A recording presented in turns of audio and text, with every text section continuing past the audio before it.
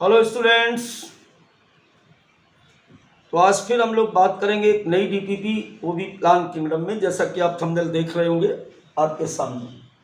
तो शुरू करते हैं आज की क्लास को अपने पुराने स्लोगन के अंतर्गत, सबसे कम, सबसे सटीक सेव सिलेक्शन इन नीट, और सबसे ज़्यादा ज़रूरी है एमसीक्यू करना, मल्टी चॉइस क्वेश्चंस या डीपीपी करना, डेली प्रैक्टिस पेपर। जो एमसीक्यू करेगा वो डॉक्टर बनेगा। तो आज की क्लास का पहला क्वेश्चन आपकी स्क्रीन पर ये रहा। The plant group that produce spore, the plant group that produce spore and embryo but lack vascular bundle tissue and seed is. देखो यहाँ पर कई सारी बातें कर दी। पहली बात तो क्या देखना है हमको कि स्पोर बनाए। पहली बात हमें क्या देखना है यहाँ पर कि स्पोर बनाए। दूसरी बात हमें क्या देखना है कि एम्ब्रियो भी बनाना चाहिए। तीसरी बात कि इसमें वेस्कुलर बंडल ना हो और सीड भी ना बनते हो।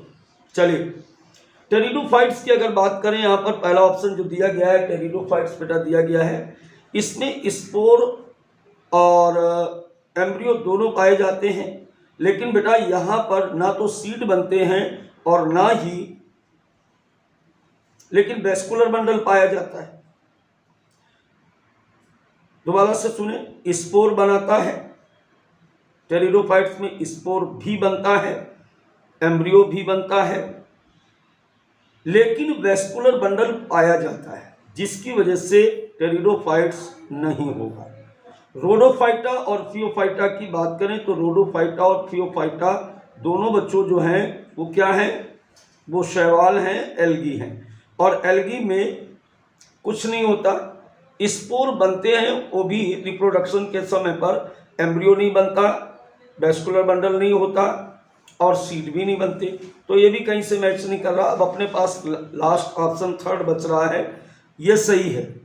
इसका रीजन है सही होने का कि देखो, मॉस कैप्सूल में स्पोर बने, और जब अपन ब्रायोफाइट्स पढ़ते हैं तो वहां पर क्या पढ़ते हैं, that is the first embryophyte plant, right.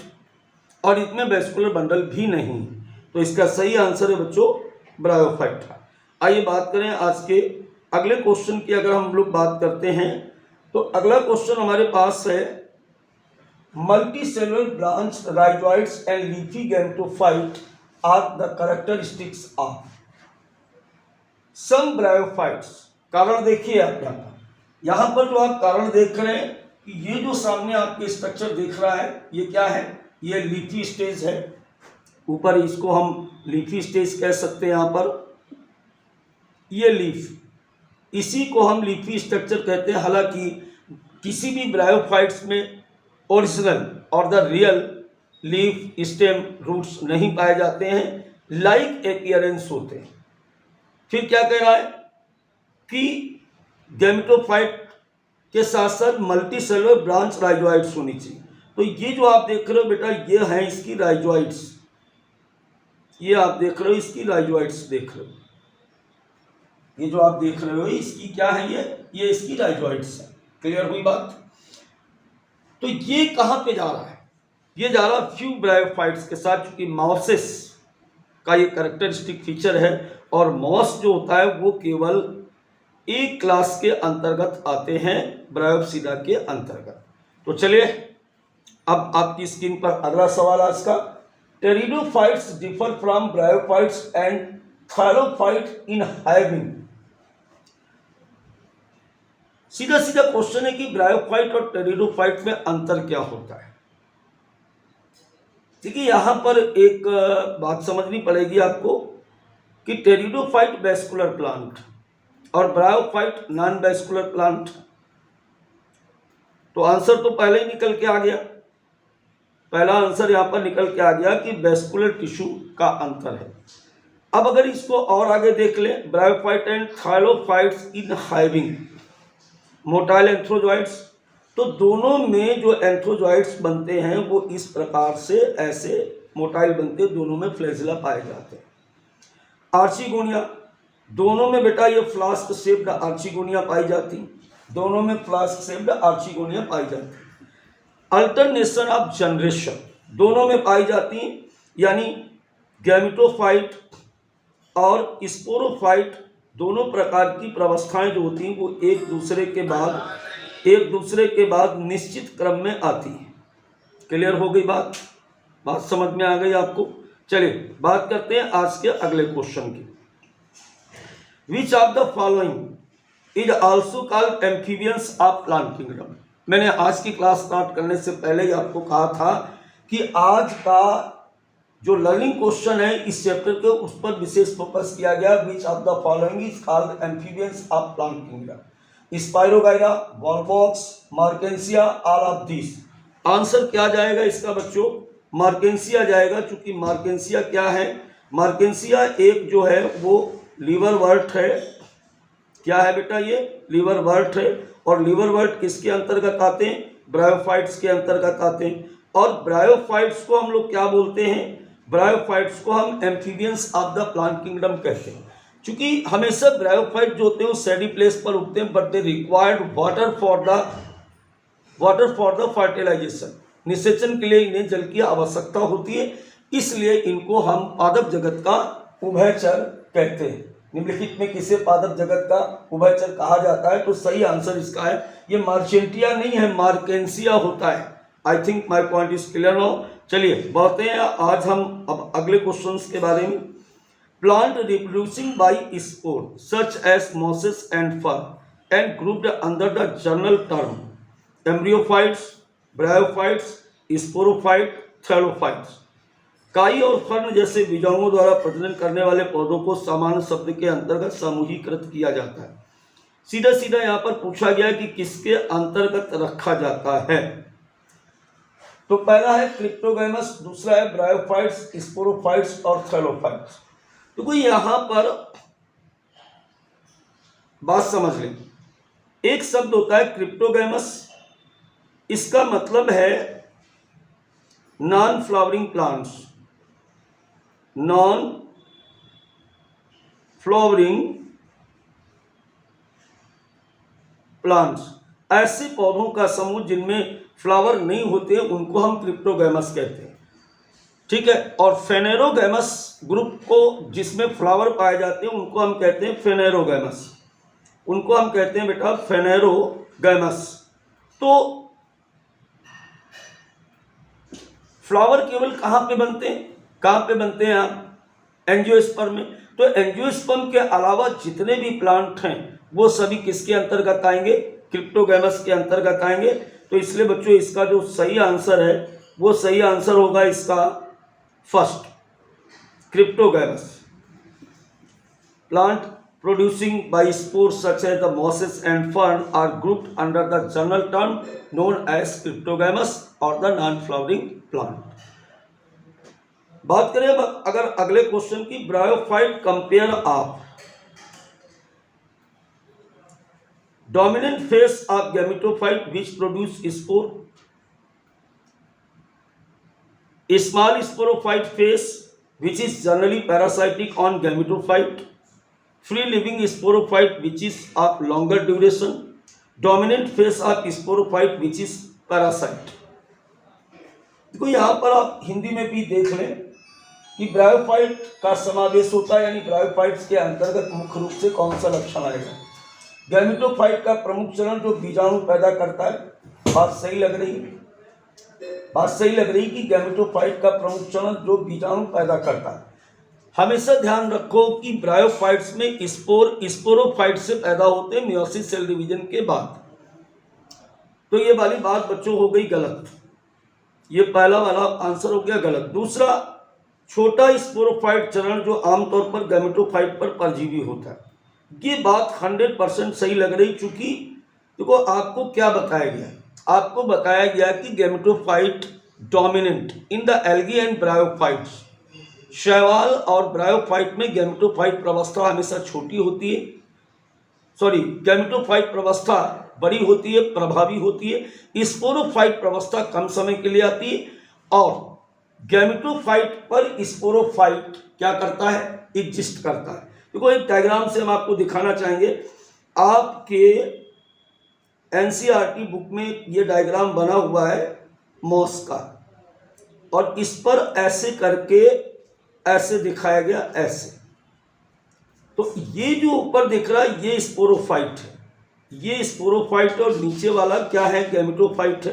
तो हमेशा ब्रायोफाइट के केस में गैमेटोफाइट पर स्पोरोफाइट परजीवी होती है। बात समझ में आ रही, मैं क्या कह रहा हूँ कि ये गैमेटोफाइट है, इस गैमेटोफाइट पर ये स्पोरोफाइट परजीवी के रूप में होता है, और स्पोरोफाइट प्रवस्था कुछ समय के लिए आती है, गैमेटोफाइट प्रवस्था मुख्य होती है। तो किस तरीके से आपको सोल्यूशन समझ में आ गया होगा। Second question is right. चलिए बात करते हैं अब हम लोग अगले क्वेश्चन की। In which of the following would you place the plant having vascular tissue lacking seed? क्या कह रहा है कि आप निम्नलिखित में से किसमें उन पौधों को रखेंगे जिसमें बीज की कमी वाले, बीज तो बीज नहीं बनते लेकिन वेस्कुलर टिश्यू।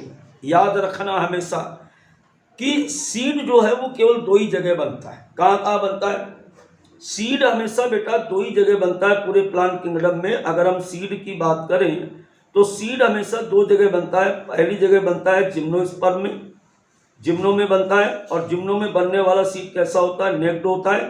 और दूसरा बनता है एंजियो में। कहाँ बनता है? एंजियो में बनता है। और एंजियो में पाया जाने वाला सीड हमेशा कैसा होता है, कैसा होता है, कवर्डेड होता है, सीड कोट से, टेस्टा टेगमेंट से कवर्डेड होता है। तो यहाँ पर जो हम बात कर रहे हैं, अब क्वेश्चन पर आते हैं कि in which of the following would you place the plant having vascular tissue, जिसमें वेस्कुलर टिश्यू पाया जाए लेकिन सीड ना पाया जाए। तो देखो एल्गी की अगर बात करें तो एल्गी में तो वेस्कुलर टिश्यू नहीं, हटाओ इसको। ब्रायोफाइट की बात करें तो ब्रायोफाइट में भी नहीं है, तो इसको भी हटाओ। सही आंसर क्या आ जाएगा? The first vascular plant is pteridophyte, लेकिन इनकी लाइफ साइकिल में कहीं भी सीड नहीं बनते हैं। क्लियर हो गया? चलिए बात करते हैं अगले क्वेश्चन की। विच of the following is true about bryophytes? निम्नलिखित में से ब्रायोफाइट के लिए कौन सा सही है? निम्नलिखित में से ब्रायोफाइट के लिए कौन सा सही है? They are thyroid, they possess archegonia, they contain chloroplast, all of this. देखो यहाँ पर जो आप बात करोगे, हिंदी में भी देख लें ब्रायोफाइट के बारे में, निम्नलिखित में से कौन सा सत्य है? ये थायरॉइड होते हैं, ये बात बिल्कुल 100% मुझे सही लग रही कि ये थायरॉइड होते हैं। इनमें आर्चिगोनिया पाई जाती। The female reproductive organs of the bryophyte plant is called the archegonia, is also right. इनमें क्लोरोप्लास्ट होता है।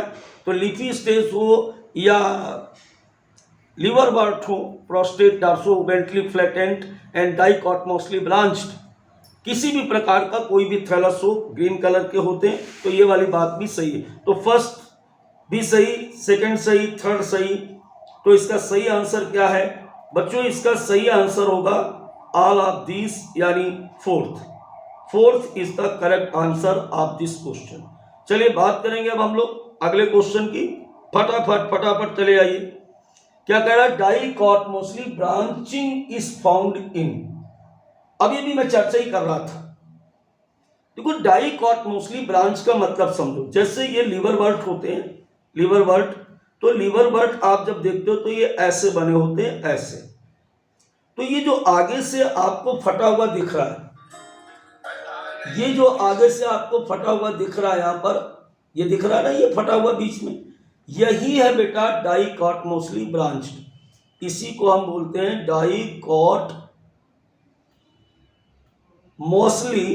ब्रांच। तो that is the characteristic feature of liverwort. तो right answer is the liverwort. I think my point is clear now. आगे बढ़ते हैं अगले question के लिए। टेरिडोफाइट डिफर फ्रॉम मॉसेस अथवा bryophytes in processing. Bryophytes pteridophyte से किस मामले में भिन्न है? Independent gametophyte, well developed vascular system, archegonia, flagellate, spermatozoids. देखो यहां पर अगर हम बात करें तो इस क्वेश्चन के अनुसार अगर बात करें, टेरिडोफाइट भिन्न है किससे भिन्न है? ब्रायोफाइट से। तो ब्रायोफाइट्स कैसे होते हैं? नॉन वेस्कुलर होते हैं, और टेरिडोफाइट वेस्कुलर होते हैं। ऐसा कोई ऑप्शन दिख रहा है आपको? बिल्कुल दिख रहा है, बिल्कुल दिख रहा है बेटा। सेकंड ऑप्शन बिल्कुल सही दिख रहा है। तो तो इस क्वेश्चन का सही आंसर होगा क्या, well developed vascular system presence in the pteridophyte and never presence in the bryophyte plant. Clear हुआ। चलिए बात करें अगले क्वेश्चन की। Bryophyte can separated from algae because they, बहुत अच्छा।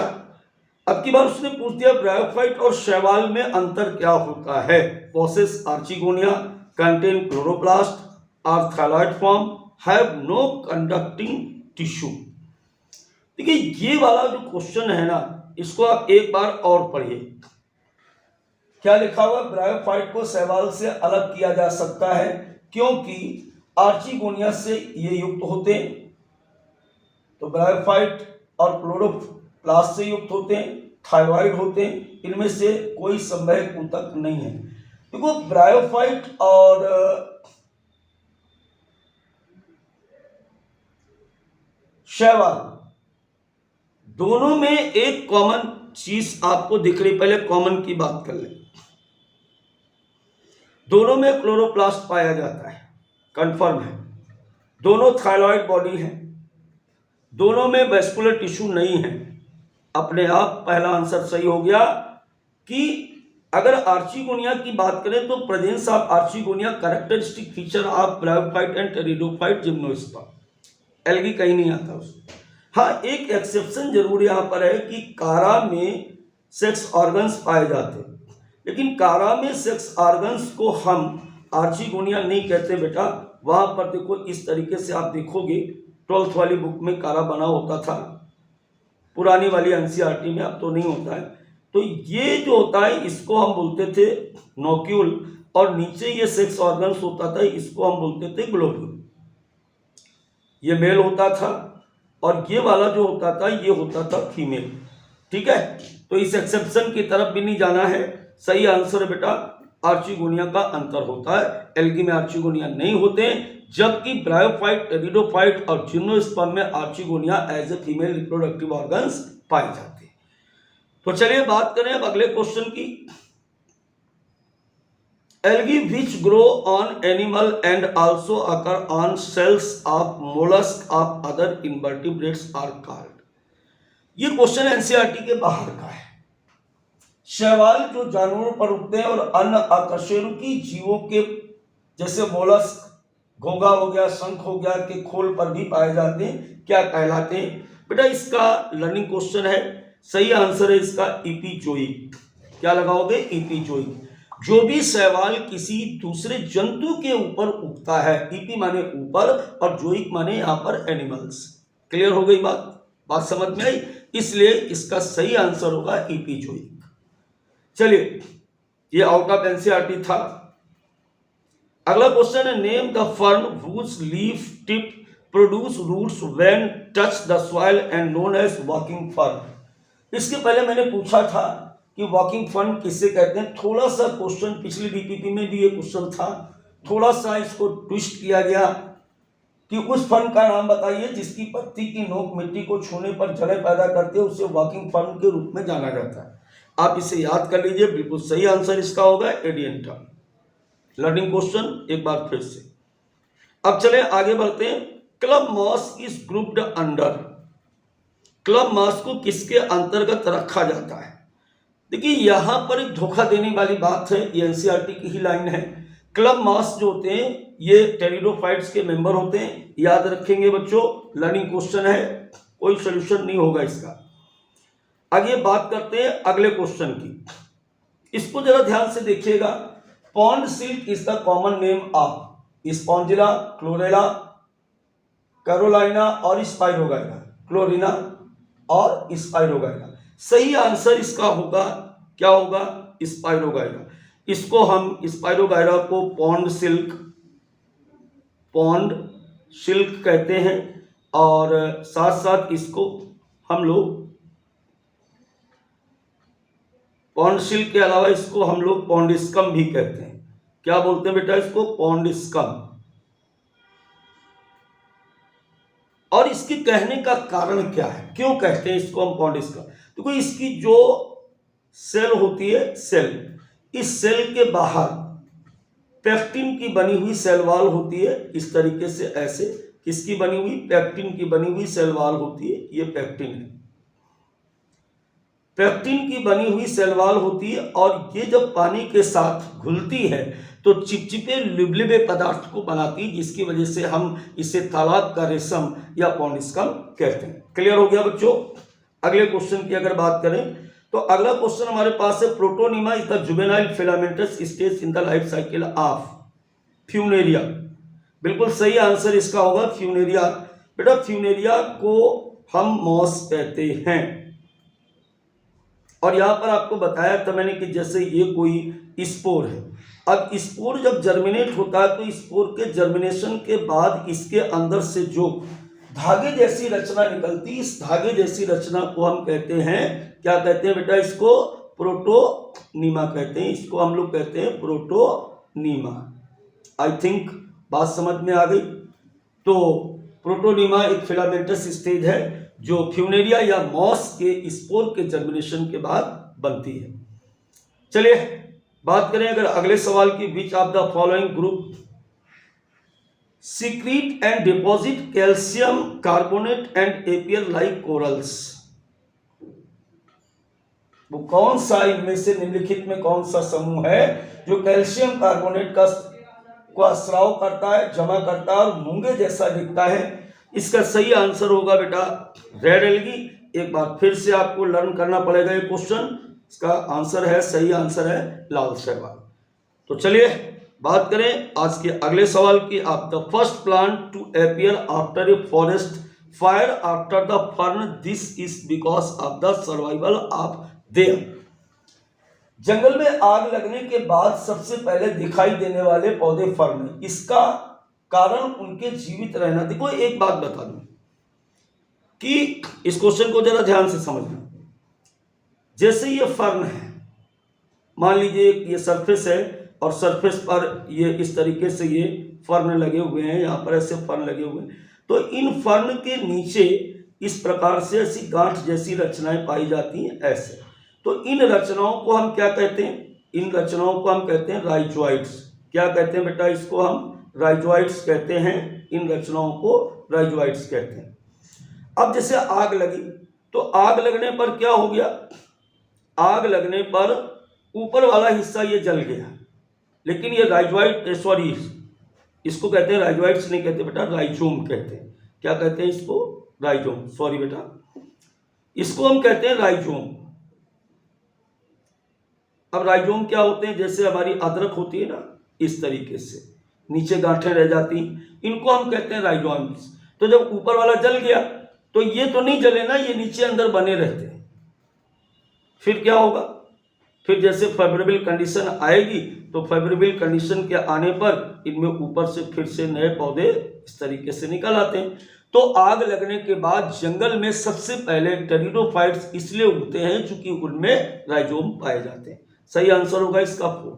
चलिए बात करें अगले क्वेश्चन की। In bryophyte the adult plant body is आ। ब्रायोफाइट में एडल्ट प्लांट बॉडी क्या होगी? एडल्ट प्लांट बॉडी, जब भी ऐसा क्वेश्चन पूछा जाए तो आपको यहाँ पर एक बात ध्यान रखनी होती है। क्या यहाँ पर ध्यान रखनी? जरा क्वेश्चन पर देखिए। ब्रायोफाइट में वयस्क पौधे का शरीर होता है, स्पोरोफाइट होगा, एपीफाइट होगा, स्पोरोफिल होगा या गैमेटोफाइट होगा।